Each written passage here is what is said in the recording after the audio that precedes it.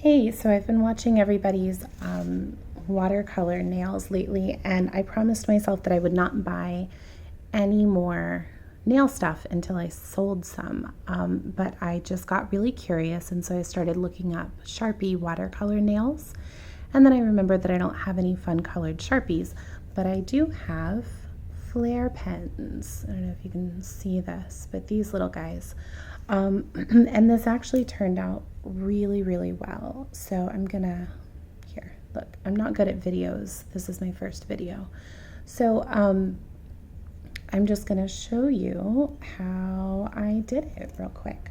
So it takes some trial and error because these pens, some of the ink gets like stays a little bit more than the other colors. So in this case, I'm going to start with the purple, and I'm just going to kind of do a thing here, and maybe a little over there, a little over there.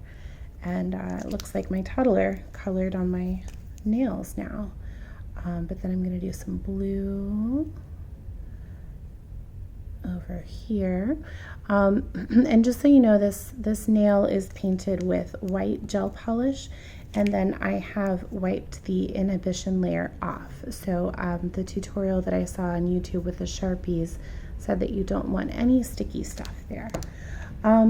So that's pretty much the application. You do have to work quickly so the ink doesn't soak in too much. But the next thing I'm doing is just taking a little brush with some rubbing alcohol on it, and I'm just gonna kind of swirl this around. So I'm just kind of move back and forth a little bit, and I'm gonna wipe some of that purple off just because I want to still be able to see the pink there.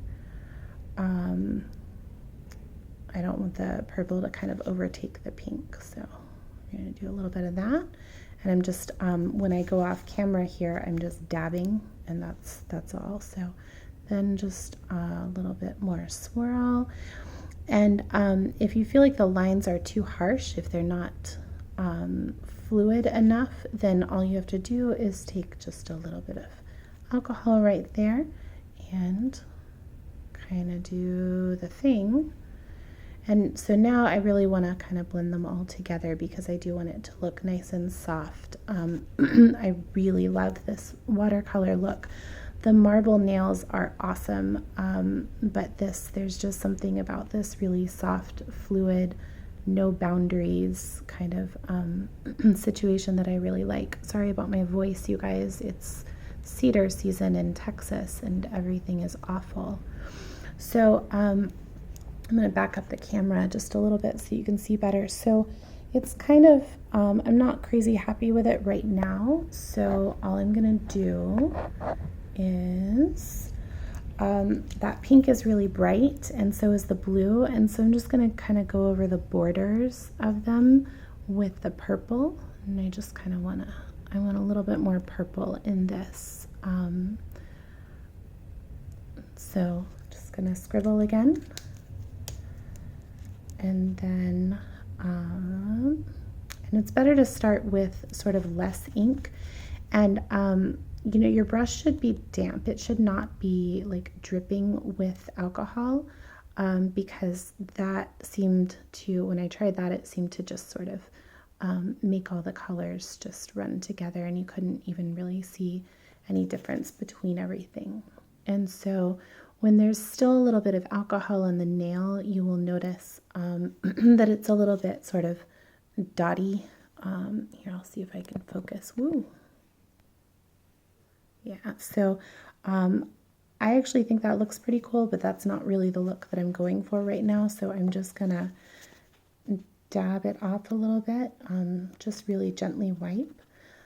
And it's still kind of stripey, so stripes is not what I was going for, so I'm just going to go back over this with some more purple and some more purple here.